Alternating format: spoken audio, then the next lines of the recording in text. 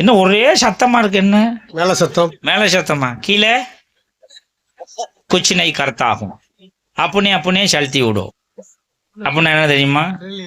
நான் என்ன கரண்ட் வச்சுட்டு ஓட்டுக்கணான்னு கேட்டேன். ஹிந்தி தெரியாது. அச்சா புளி தொவாய் போல்ட்டாகையா. சரி, என்னமோ நமக்கும் கொஞ்சம் தான் தெரியும். ஏன்னா நாங்க ஹிந்தியை திணிக்க மாட்டோம், எங்களுக்கு அவசியம் இல்லை. தமிழ் தெரியும், அந்த திமிரு. இங்கிலீஷ் தெரியாது, அது ஒன்றும் அவமானம் இல்லை. நாங்கள் எங்களுக்கு தமிழ் தெரியும். உனக்கு தெரியுமா? மாரியம்மா தெரியுமா? தஞ்சாவூர்ல இருக்க. என்ன போன் வருதோ அதுக்களை இந்த நேரத்துல தான் உனக்கு போன் வருதாடா? அடங்க மாட்டேன், பொழியறது மாதிரி தெரியுறாங்கிறேன். சரி போ, தொலையுது. வணக்கம், நல்லா இருக்கீங்களா? ஆள் என்ன பானிபூரி வைக்கிற ஆள் மாதிரி இருக்குது. என்ன நல்லா பாருங்க, அங்கேயே பாத்துக்கிற ஒரு மாதிரியா பாத்துக்கிறீங்க. என்ன இப்படித்தான் சில பேர் வர்றாங்க, அங்கேருந்து 4 போர்வையை தலையில வச்சுக்கிட்டு அப்படியே ஊருக்குள்ள வர்றது. என்னமோ நம்ம பருத்திலாம் இங்கே என்னமோ நெசவு செய்யறது இல்லை, பருத்தி போடுறது இல்லைங்கிற மாதிரி இவன் அங்கேருந்து போர்வையை கொண்டுக்கிட்டு வர்றது. போர்வைக்கு வர்றதில்லை. யார் வீட்டில் பொம்பளை பிள்ளை இருக்குது, எந்த வீட்டில் கிளவி மட்டும் உட்காந்துருக்கு, எந்த வீட்டில் பொம்பளை ஆள் அதிகமாக நகை ஓட்டிருக்கு, இப்படி பார்த்துக்கிட்டு போய் என்ன பண்ணிடுறான், அப்புறம் வந்து கத்தி வச்சிடுறான். வரும்போதே செவத்தில் ஏதோ குறிய வச்சுட்டு போயிடறான்னா, இப்படி இன்ட்டு போட்டு போயிட்டான்னா சரி, இங்கே புள்ள போகக்கூடாது, ஆபத்து உனக்கு இருக்குது அப்படின்னு அடுத்தவனுக்கு தகவல் சொல்கிறது. இப்படிலாம் வந்து வீட்டுக்கு முன்னாடி ஏதோ குறிகள்லாம் வந்து போட்டிருக்கிறான்னா, அதனால் பார்த்துக்கணும். எப்பா உங்கள் ஊரில் பானிபூரி விற்றுக்குறங்க, உங்கள் ஊரில் நீங்கள் போர் விற்றுக்குறங்க, கோடாளி அங்கேயே அடிச்சுக்கிறங்க, எங்களுக்கெல்லாம் இங்கே ஒன்றும் வர வேணாம். அது மாதிரி பச்சை புள்ளியில் கொண்டு போய் பள்ளிக்கூடத்தில் விட்டுட்டு கூட்டிகிட்டே வந்துருங்க. இடையில புள்ளையை தூக்கிட்டு போயிடுறாங்க. படிக்க வைக்கிறதும் வந்து அரசு பள்ளியில் படிக்க வைங்க. முதல்ல வந்து பள்ளிகளை வந்து அரசாங்கம் நடத்துச்சு. ஆமாம், பள்ளிக்கூடத்தை முதல்ல அரசாங்கம் நடத்துச்சு, மதுக்கடையை தனியார் நடத்துச்சு. இப்போ தனியார் வந்து பள்ளிக்கூடம் நடத்துது, மதுக்கடையை அரசு நடத்துது. அதனால வாழ்க வளர்க. இப்படியே போச்சுன்னா இருக்கிற 4 அரசு பள்ளியும் காணாமல் போயிடும். அதனால் உங்கள் பிள்ளையில கொண்டு அரசு பள்ளியை சேர்த்து படிக்க வைங்க. அரசு பள்ளி எந்த ஒரு பள்ளிக்கு சிபிஎஸ்சி அது இது ரொட்டு வச்சுக்கு எதுக்கும் குறைவில்லை, நல்லா சொல்லி கொடுக்குறாங்க, பெத்த உள்ள மாதிரி பார்த்துக்கிறாங்க. என்ன குறைச்சலாக இருக்கு இங்கே? என் பிள்ளை சத்தியமாக சொல்கிறேன், ஆந்தக்குடி அரசு பள்ளியில் தான் படிக்குது. உண்மையாக தான் சொல்கிறேன். இது தெரிஞ்சு என்னமோ இளையராஜா பெரிய ஆளு மாதிரி அது நினச்சிக்கிட்டாங்க. நான் அந்த ஸ்கூல்லலாம் படித்தேன், அதனால் என் பிள்ளைய அரசு பள்ளியிலே படிக்க வச்சுருக்கேன். நான் அங்கேருந்து டிவிலேருந்து பேட்டி எடுக்க வேண்டாங்க, இளையராஜா அரசு பள்ளியில் படிக்க வச்சுருக்காங்க. நீங்கள் என்ன நினைக்கிறீங்க? ஒன்றும் நினைக்க வேணாம், நல்லா படித்து சொல்லி கொடுக்குறாங்க. அதனால் நல்லா அந்த பள்ளிக்கூட சேர்த்துருக்கேன். கௌரவம் பார்த்துக்கிட்டு நீங்கள் வாட்டு அங்கே ஒன்று சேர்த்தியே புள்ள வரும்போது அது ஒன்றும் இல்லாமல் தான் வருது. பிரைவேட்டு பள்ளிக்கூடத்தில் போய் படித்து என்ன தெரியுது? ஒன்றும் தெரியல, அது வாட்டுக்கு உண்மையாக தான் வருது. அப்படிலாம் இல்லை. அதனால் அரசு பள்ளியில் பிள்ளைகளை படிக்க வைங்க. ஒரு கௌரவமாக நினச்சிக்கிறீங்க, இது என்ன அவமானமாக நினைக்கிறது நீங்கள் அப்படின்னு ஊராக சொல்லித்தான் வரேன். பள்ளிய ஊரம் திடுன்னு பிரிவெடுக்கு தான் போகுது. தொலையுது, சொல்ல வேண்டியது நம்ம கடமை. பார்த்துருந்துக்க தம்பி. என்னை அடிச்சு 6 அடிச்சா யாரு கேக்குறது? தமிழன் அடிச்சு 6 கேட்கறா? யாரு கேட்கறது? 1 ரூபாயை கேட்க மாட்டேன், கேட்க முடியாது. அன்னைக்கு இலங்கையில் அடிக்கும் போது ஏன்டா அண்ணன் அடிக்கிறா, தம்பி அடிக்கிறான்னு ஒருத்தன் கேட்டிருந்தா, இன்னைக்கு தமிழ்நாட்டுக்குள்ள வந்து அச்சு அடிப்பான்னா முடியுமா?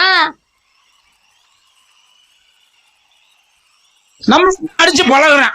ஆமா, வரவும் போறோம்னா நம்மளத்தான் அடிச்சு பழகுறான். இங்கிட்டு கர்நாடகா பக்கம் அங்கிட்டு போக முடியல, அங்கேயும் அணைக்கட்டி அடிக்கிறான். இங்கிட்டு கேரளா பக்கம் போக முடியல, அங்கேயும் அணைக்கட்டி அடிக்கிறான். இப்படி எல்லா பக்கமும் நம்மளத்தான் அணைக்கட்டி அடிக்கிறான். நம்ம தான் ஒரே ஒரு அணை கட்டுறதுக்கு முக்குன்னு முக்குறோம், முடியல. ஒரு அணை கட்டின்னு தான் தண்ணி நம்ம முகம் பாஞ்சிருக்குமே, வந்திருக்குமே. அன்னைக்கு காவிரியை விடுறான்னு தண்டவாடத்தை தலை வச்சு கத்தனமே 1 ரூபாயை திறந்து விடல. இல்ல, இன்னைக்கு அங்கே அணை முட்டிக்கிச்சுன்னு அவனா பார்த்து கொஞ்சம் திறந்து விட்டுட்டான். சரி, இதுக்கு இங்க 2 பேர் கடந்து குதிக்கிறான். என்னமோ இவன் தான் நம்பட்டியும் கடப்பானையும் எடுத்து கொண்டு குத்தி விட்டது மாதிரி. சரி சரி சரி, அவன் ஊருக்குள்ள வாஞ்சிருமே, அவன் நம்ம பக்கம் திருப்பி விடுறான். சரி, தண்ணி தான் அப்ப திருப்பி விடுறானே, ஒரு ஏரிய தூர்வாரி ஒரு குளம் குட்டையை வெட்டி தண்ணியை சேர்த்து வைக்கிறான்னா அது வாட்டுக்கு மஜிர் வச்சுன்னு கடல்ல போய் கலந்துருது. அப்புறம் தண்ணி இல்ல, மஜிர் இல்ல, துருத்தி இல்லைன்னா எங்க வரும்? ஏற்கனவே மழை பெஞ்சு புழுன்னு கொட்டி எரியுது. 3 போகம் விளைஞ்சது இப்ப 1 போகம் விளையறதுக்கே முக்குது. இப்படியே போச்சு நோய். சோத்துக்கு சுப்பிரமணிய பிடிச்சுக்கிட்டு ஊருக்கு தான் போகணும். நானும் வருவேன். அப்புறம் என்னன்னு கேட்டேன். என்னன்னு கேக்குறேன்? என்னையா எவ்வளவு போராட்டத்தை ஒரு மனுஷன் சந்திக்கிறது? போராட்டமா? நெடுவாசல்ல போராட்டம், கதிராமங்கலத்துல போராட்டம், தூத்துக்குடியில போராட்டம், மெரினாவுல போராட்டம். இப்படி நாங்க போராட்டமே நடத்திக்கிட்டோம்னா என்னைக்கு நான் வாழ்க்கை நடத்துறது? என்னைக்கு வாழ்க்கை நடத்துறது?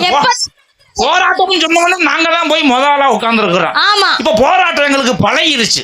ஆமா ஆகும்னா நம்ம தான் போராட்டங்கிறத உட்கார்ந்துக்கிட்டு அப்படி கையை ஒசத்திக்கிட்டு ஏதாவது பண்ணிக்கிட்டு இருக்கிறோம். அப்புறம் உதவாங்கிறது நம்மளதான். எம்புடு பிரச்சனையை சந்திக்கிறது ஒரு மனுஷன். என்ன பிரச்சனை தான் பார்த்தேன். மாட்டு பிரச்சனை, நீட்டு பிரச்சனை, நோட்டு பிரச்சனை, மொத்தமா எங்க நாட்டுக்கு தான் பிரச்சனை. ஆமா இப்படி ஒரு ஊரா சொல்லித்தான் பாக்குறேன். ஒரு காதலையும் ஏற மாட்டேன். யாரு காலத்திலயும் ஏறாது. என்ன செய்யறது? இதெல்லாம் நான் யாரு வம்புக்கும் போக மாட்டேன், யாரு தும்புக்கும் போக மாட்டேன், யாரு வம்புக்கும் போக மாட்டேன். நான் உண்டு, என் வேலை உண்டு. அதத்தான் சொல்ல வர்றேன். நீ இதெல்லாம் பேசுறதுக்கு உன்னை வாயில சுட போறாங்க பாரு. வாயிலையா? ஆமா வாயில தான் சுடுறாங்க. என்ன அது? வடை. வடை சுடுறாங்க. ஆமா என்ன சொல்ல வர்ற? நிலாவுல வடைய சுட்ட ஆயா வக்கானோ, அந்த ஆயா சுட்ட வடைய சுட்டு மாட்டிக்கிட்டேன் நானும். கார வடை தூக்கி போன காக்கா இருக்குது, ஒரு ஒட்ட வடை எடுத்ததுக்கு என்ன துரத்துது? ஆயா துரத்துது, ஆம வடை மணக்குது. ஆயா துரத்துது, ஆம வடை மணக்குது. ஆத்மனல திருடி வித்து அதுல பாக்குறான். இப்ப தவிச்ச வாய்க்கு தண்ணி இல்ல, எதிர்த்து கேட்டா மிதிக்கிறான். ஆத்து மணல திருடி வித்து அதுல கோடி பாக்குறான். இப்ப தவிச்ச வாய்க்கு தண்ணி இல்ல, எதிர்த்து கேட்டா மிதிக்கிறான். இளைஞர் எல்லாம் எழுந்து நின்னா ஜல்லி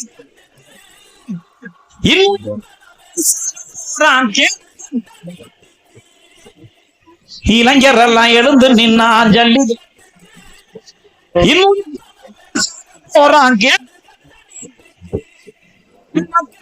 மறைஞ்சு போச்சு மன்னரான். இப்ப எல்லாம் தூங்குறாண்டா பக்கத்து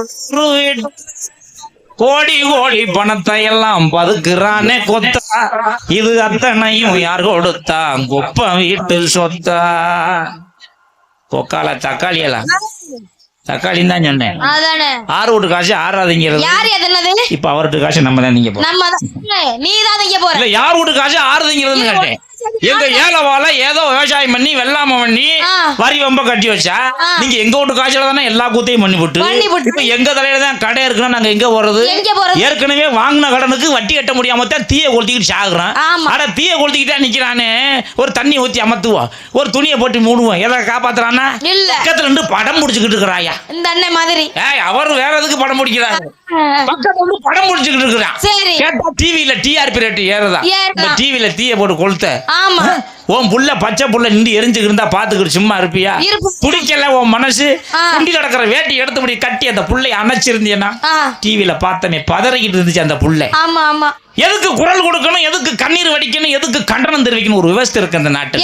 அன்னைக்கு பச்சை புள்ளையில டிப்பு டுப்புன்னு சுட்டு கொண்டான சிரியா நாட்டுல. பச்சை புள்ளை சிரியா நாட்டுல பச்சை புள்ளை பால் கூடி மரவா பள்ளிக்கூடத்து போற உள்ள என்ன பாவம் செஞ்சுச்சு? சுட்டு கொண்டானு. அன்னைக்கு எவனாவது கேட்டானா? ஒரு வய கண்ணீர் வடிக்கல, ஒரு வய கண்டனம் தெரிவிக்கல. இல்ல அன்னைக்கு ஸ்ரீதேவி செத்து போச்சா? நடிகை ஸ்ரீதேவி. மத்திய அரசு கலக்கம், கண்ணீர் அஞ்சலி. அந்த அம்மா தானே மத்திய அரசுக்கு படி இறந்துச்சு. அது போய் பாத்ரூம்ல போய் வலிக்கிட்டு விழுந்து போச்சு. அதுக்கு கொண்டு போய் தேசிய கொடி அதுல மேல போட்டு அந்த தேசிய கொடிக்கு இருந்த மரியாதையும் போச்சு. தேசிய கொடி இப்ப எங்கெங்க பறக்கணும் விவசாயம் இல்லாம போச்சு. நல்ல படம் ஓடுற தியேட்டர்லயும் பறக்குது, அந்த படம் ஓடுற தியேட்டர்லயும் பறக்குது. நம்ம ஆளு அங்கேதான் அடிக்கடி போற. நீ இருக்கும் போது நான் எதுக்கு அங்க இல்ல, நீ அங்க போக விடுவியான்னு கேக்குறேன். அடிச்சு விடுவேன். நம்மளால அங்க சளிட்டு அடிச்சு விட்டு தேசியத்துக்கு ஒரு உட்கார்ந்துக்கிட்டு அப்படியே ஒத்துக்கிட்டு பாத்துக்கிட்டு நாக்க தவங்க போட்டுக்கிட்டு தமிழ் தாய் வாழ்த்து பாடினா எந்திரிச்சு நிக்க மாட்டான்னா.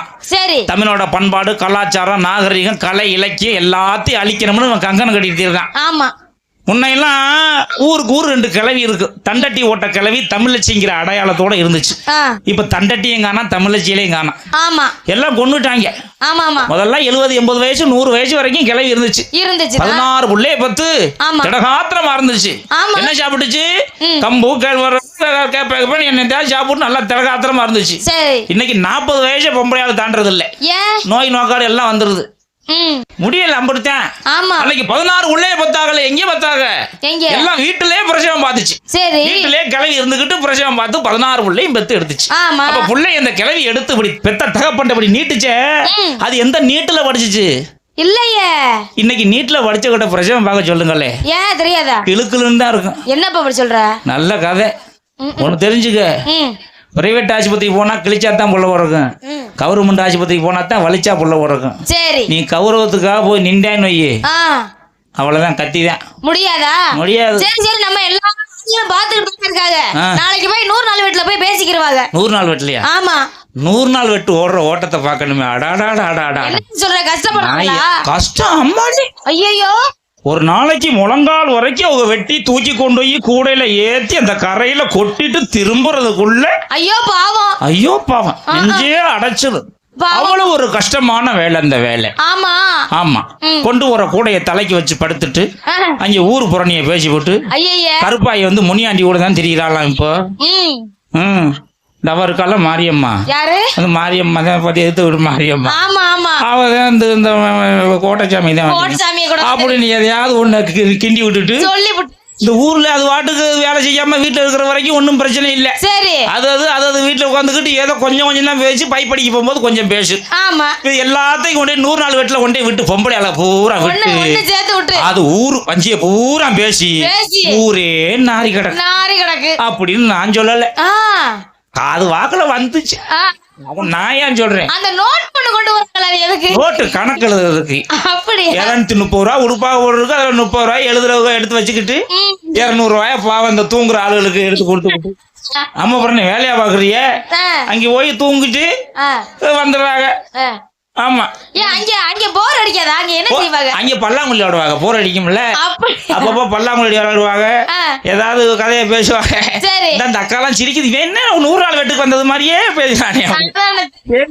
அதுவும் சாயந்தரம் போகும்போது பாக்கணும், பள்ளிக்கூடம் விட்டு பிள்ளைய போற மாதிரி அந்த தலையில கூடையும் அந்த தூக்குச்சட்டி வச்சுக்கிட்டு அது வாட்டுக்கு விசுக்கு வருவாங்க.